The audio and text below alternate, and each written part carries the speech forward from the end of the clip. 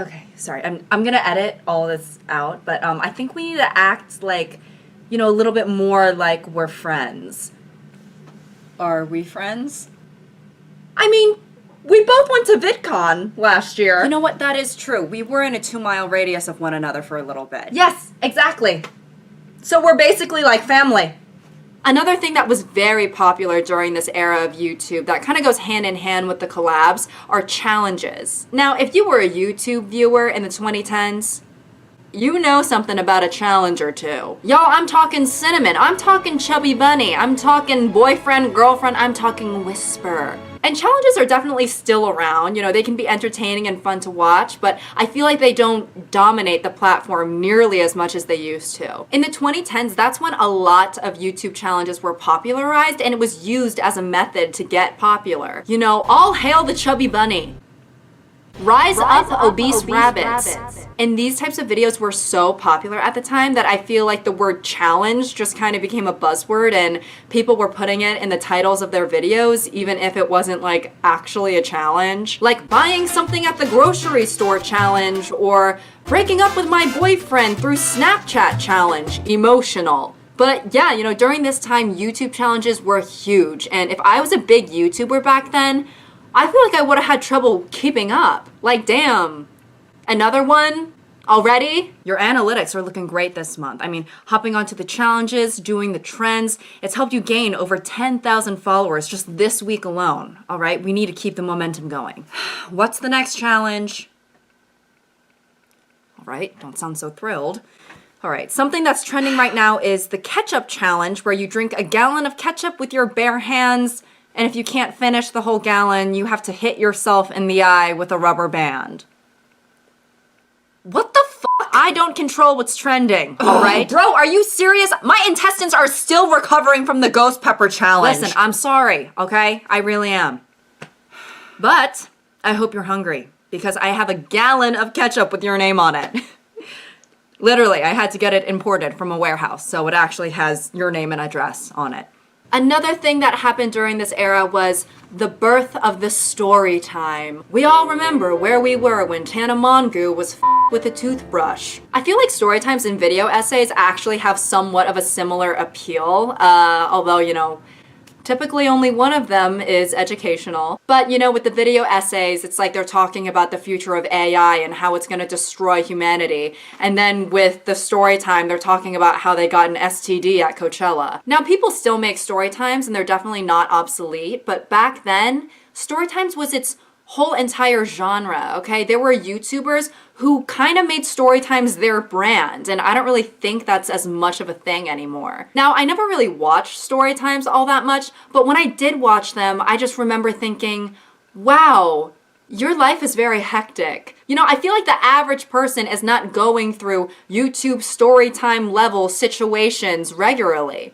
And I would hope not, because that sounds very stressful. Like, back then as a storytime YouTuber, are you low-key, like, seeking out situations that would be entertaining for you to tell on your channel? Like, when something bad happens to you, are you like, oh, this really sucks? But the content. As you know, your mother was in hospice. What's that? Hospice? I have never heard of that in my life. I think you have. You posted an Instagram story and tagged the hospital in it saying, "My mom is a hospice girl, turn up," and then you put a gif of a woman twerking on her face. No. I was saying that my mom is a ho spice girl, turn up. I thought the paperwork was saying ho spice. Like Scary Spice and Sporty Spice. What? The Spice Girls!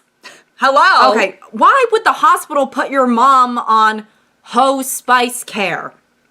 It's hospice. What is that? Okay, does anyone know what this is? Okay, clearly you did not read all of the paperwork before you signed it. Okay, sorry, I just read the title, alright? I thought it was like agreeing to the terms and conditions. You don't actually read the whole thing. Well, you probably should have. Okay, well, I really hate to say this, but your mother has passed away. Wait, my mom is dead? I'm sorry.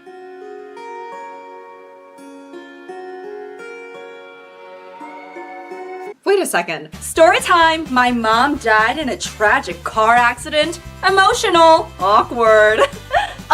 Ma'am, what are you doing? Another genre of videos that were super, super popular back then that I basically don't see anymore are song parodies. At a point in time, there were huge YouTubers who were known for their song parodies, and they would be raking in millions upon millions of views, y'all. If you had a YouTube parody of your song, honestly, that's kind of a compliment because it meant like, oh, this person is relevant, you know? They're significant enough for me to get views if I use their name. Like, no one's doing a song parody of a small indie band with 14 monthly listeners. No, okay? They were doing Katy Perry, Kesha, One Direction, Taylor Swift. Like, there are plenty of people who have won a Grammy and we have no idea who they are, right? But back then, if a big YouTuber made a song parody of your latest single or whatever, best believe we knew who you were, babe. You were a big name, all right? That is an accomplishment. Mom, why did you post this on Facebook? What? My darling eldest daughter has a song parody of her hit single that's racked up 25 million views. I always knew she was destined for greatness, and I could not be prouder of my favorite daughter. It's like she's my only one. Aw, Mom. I love you, honey. Mom, are you serious? What?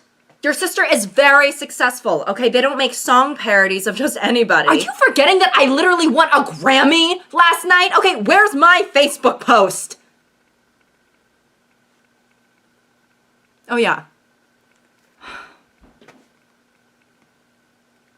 Are you serious? What? What now? You posted, I guess the Grammys were last night, in parentheses, if anyone cares. Amanda has now cluttered the house with another little golden trinket. Anyways, everyone watched the YouTube parody of my daughter's song. I love her so much and I'm so proud of my baby. Hashtag that's my one and only girl. And I don't see anything wrong with that. Aw, Mom, thank you. Of course, my babykins, I love you. I love you more. Is there anyone else that you guys might also love who happen to be in the room with us right now?